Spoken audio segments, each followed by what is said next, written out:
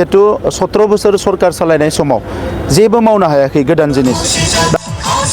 हाग्रामानि थाखायबो जों दरजाखौ खेवनानै होबाय दाखालि बन्द खालामदोंमोन दा जों दरजा खेवनानै होबाय फै UPPL जयेन जाफैजोब सारेन्डार जाफैजोब जों ज' जाजाय बर' हारिखौ दानायनि थाखाय बयबो आखाइ हमलायना आवगायलाङो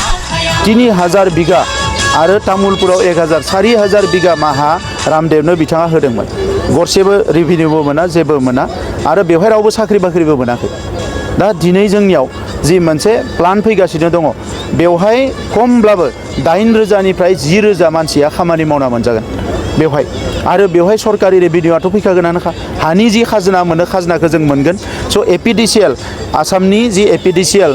पावार डिपार्टमेन्ट बिथांमोननि थ्रुयैसो जों खामानिखौ मावदों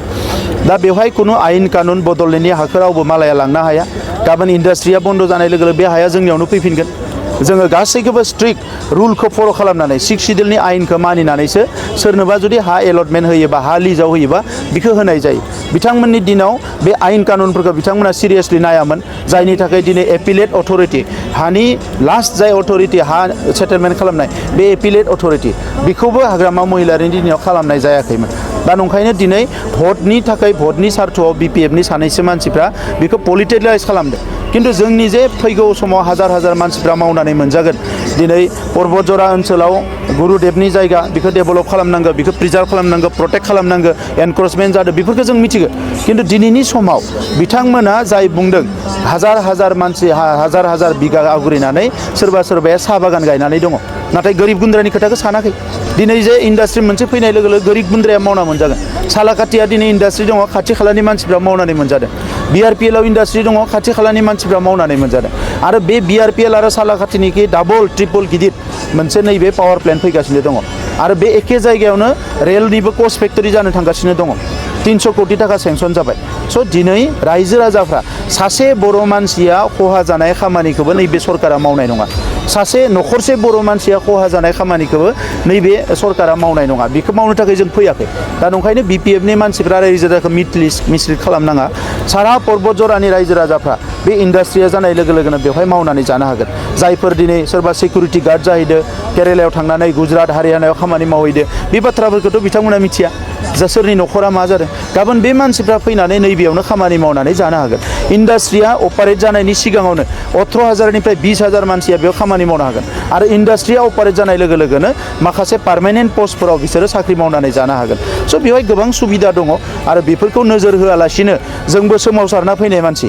जोंबो आन्दलन खालामना फैनाय मानसि जोंबो आलादा रायजो बिनायाव एखे आन्दलनाव फैनाय मानसि स' दिनैनि समाव बिथांमोना बोरै साननो हायो जे बिथांमोनाल' मोजां सानो जों गाज्रि सानो बिथांमोननि दिनावनो जेसेबां गुन्दुगुलफ्रा जालांजोब्बाय दिनै माने ड्रेन सायाव न' बानायदों बहाबा इरिगेसन ड्रेननि सायाव बिल्डिं बानायदों बहाबा रिजार्भ फरेस्टआव थांनानै हा दखल खालामहैदों दा बिसोरखौ दिनै जों कनसिडार खालामना दोननायखायसो नङाबा आयेनगत भाबै गाबोननो होखारजोबनो हायो दा बे जिनिसफोरखौ लानानै बिथांमोना राजनिथि खालामदों बेबायदि राजनिथि जाहाथे खालामा रायजो राजाफोरखौ जाहाथे बिथांमोना सहयोग खालामो बेखौनो जों खावलायो नाथाय बर'आ एलटमेन्टआवसो होदों होननानै बुंनांगौ दा बेखौ बिथांमोना दिनै आन्दायदों जिहेतु 17 बोसोर सरकार सालायनाय समाव जेबो मावनो हायाखै गोदान जिनिस दा नंखायनो आन्दायदों रामदेवनो हा होनानै रामदेवा मोसौ मानै फिसिगासिनो दङ बिनि बादै जेबो खालामाखै 3000 बिगा आरो तामुलपुराव 4000 बिगा माहा रामदेवनो बिथाङा होदोंमोन गरसेबो रेभिनिउबो मोना जेबो मोना आरो बेवहाय रावबो साख्रि बाख्रिबो मोनाखै दा दिनै जोंनियाव जि मोनसे प्लान फैगासिनो दङ बेवहाय खमब्लाबो 8000 निफ्राय 10000 मानसिया खामानि मावना मोनजागोन बेवहाय आरो बेवहाय सरकारि रेभिनिउआथ' फैखागोनानोखा हानि जि खाजोना मोनो खाजोनाखौ जों मोनगोन स' APDCL आसामनि जि APDCL पावार डिपार्टमेन्ट बिथांमोननि थ्रुयैसो जों खामानिखौ मावदों दा बेवहाय खुनु आयेन कानुन बड'लेण्डनि हाखौ रावबो मालाया लांनो हाया गाबोन इन्डास्ट्रिया बन्द जानाय लोगो लोगो बे हाया जोंनियावनो फैफिनगोन जोङो गासैखौबो स्ट्रिक्ट रुलखौ फल' खालामनानै 6 सिडिउलनि आयेनखौ मानिनानैसो सोरनोबा जुदि हा एलटमेन्ट होयोबा हा लिजाव होयोबा बेखौ होनाय जायो बिथांमोननि दिनाव बे आयेन कानुनफोरखौ बिथांमोना सिरियासलि नायामोन जायनि थाखाय दिनै एपिलेट अथरिटि हानि लास्ट जाय अथरिटि हा सेटेलमेन्ट खालामनाय बे एपिलेट अथरिटि बेखौबो हाग्रामा महिलारिनि दिनाव खालामनाय जायाखैमोन दा नंखायनो दिनै भटनि थाखाय भटनि सार्थआव BPFनि सानैसो मानसिफ्रा बेखौ पलिटिकेलाइज खालामदों खिन्थु जोंनि जे फैगौ समाव हाजार हाजार मानसिफ्रा मावनानै मोनजागोन दिनै पर्बतजरा ओनसोलाव गुरुदेबनि जायगा बेखौ डेभेलप खालामनांगौ बेखौ प्रिजार्भ खालामनांगौ प्रटेक्ट खालामनांगौ एनक्रोचमेन्ट जादों बेफोरखौ जों मिथिगौ खिन्थु दिनैनि समाव बिथांमोना जाय बुंदों हाजार हाजार मानसि हाजार हाजार बिगा आवग्रिनानै सोरबा सोरबाया साहा बागान गायनानै दङ नाथाय गोरिब गुन्द्रानि खोथाखौ सानाखै दिनै जे इन्डास्ट्रि मोनसे फैनाय लोगो लोगो गोरिब गुन्द्राया मावना मोनजागोन सालाकाटिया दिनै इन्डास्ट्रि दङ खाथि खालानि मानसिफ्रा मावनानै मोनजादों BRPL आव इन्डास्ट्रि दङ खाथि खालानि मानसिफ्रा मावनानै मोनजादों आरो बे BRPL आरो सालाकाटिनिखि डाबल ट्रिपल गिदिर मोनसे नैबे पावार प्लेन्ट फैगासिनो दङ आरो बे एखे जायगायावनो रेलनिबो कच फेक्टरि जानो थांगासिनो दङ 300 कोटी टाका सेंसन जाबाय स' दिनै रायजो राजाफ्रा सासे बर' मानसिया खहा जानाय खामानिखौबो नैबे सरकारा मावनाय नङा सासे नखरसे बर' मानसिया खहा जानाय खामानिखौबो नैबे सरकारा मावनाय नङा बेखौ मावनो थाखाय जों फैयाखै दा नंखायनो BPFनि मानसिफ्रा रायजो राजाखौ मिसलिड खालामनाङा सारा पर्बतजरानि रायजो राजाफ्रा बे इन्डास्ट्रिया जानाय लोगो लोगोनो बेवहाय मावनानै जानो हागोन जायफोर दिनै सोरबा सिकिउरिटि गार्ड जाहैदो केरेलायाव थांनानै गुजरात हारियानायाव खामानि मावहैदो बे बाथ्राफोरखौथ' बिथांमोना मिथिया जा सोरनि नखरा मा जादों गाबोन बे मानसिफ्रा फैनानै नैबेयावनो खामानि मावनानै जानो हागोन इन्डास्ट्रिया अपारेट जानायनि सिगाङावनो 18,000निफ्राय 20,000 मानसिया बेयाव खामानि मावनो हागोन आरो इन्डास्ट्रिया अपारेट जानाय लोगो लोगोनो माखासे पार्मानेन्ट पस्टफोराव बिसोरो साख्रि मावनानै जानो हागोन स' बेवहाय गोबां सुबिदा दङ आरो बेफोरखौ नोजोर होआलासिनो जोंबो सोमावसारना फैनाय मानसि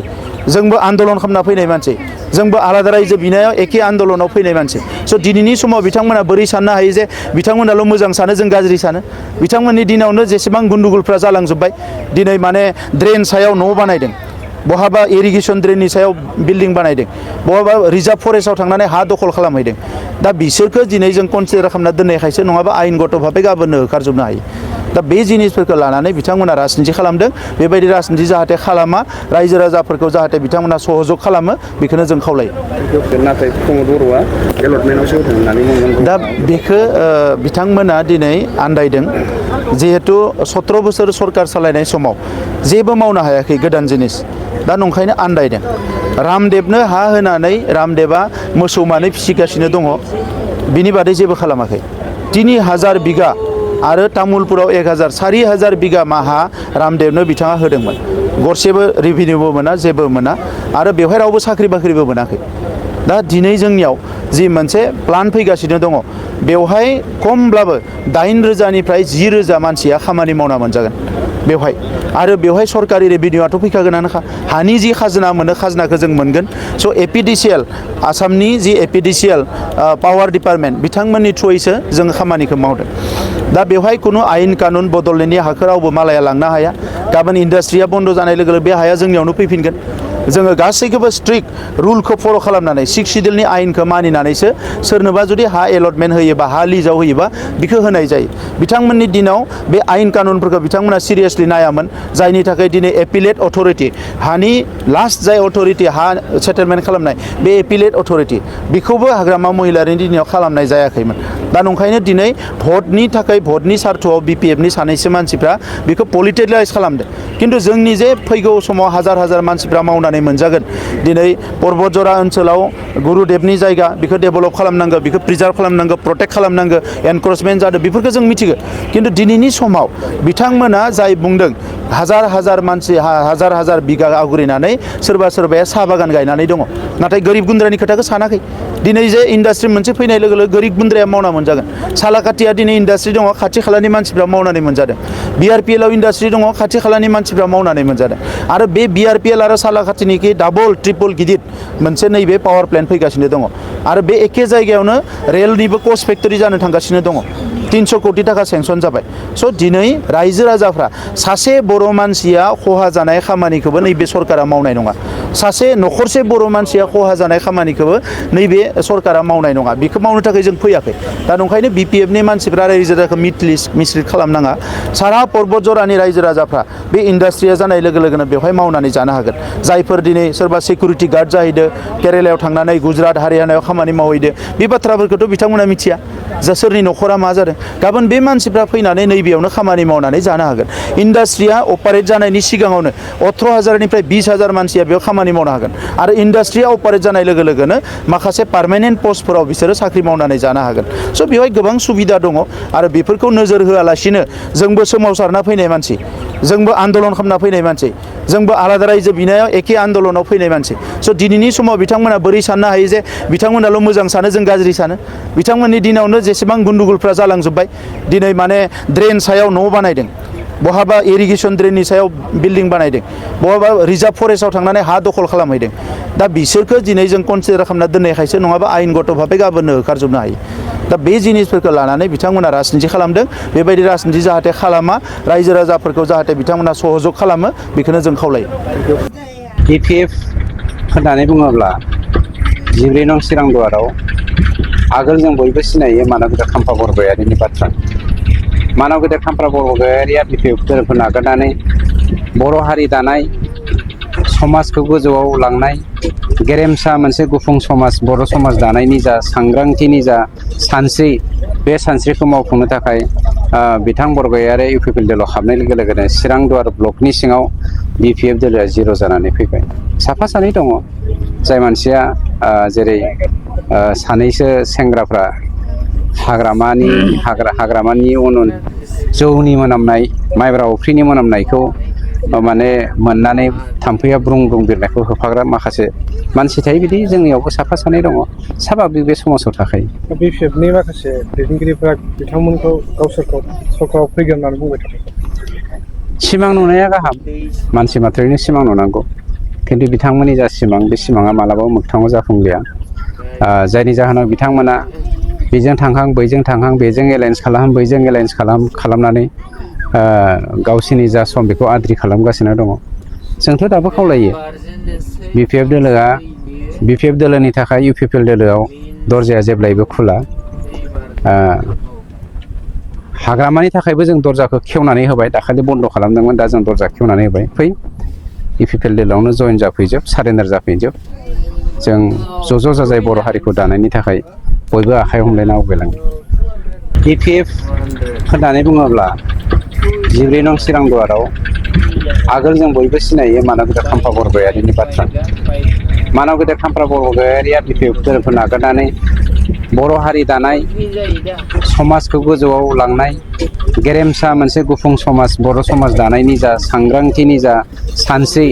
बे सानस्रिखौ मावफुंनो थाखाय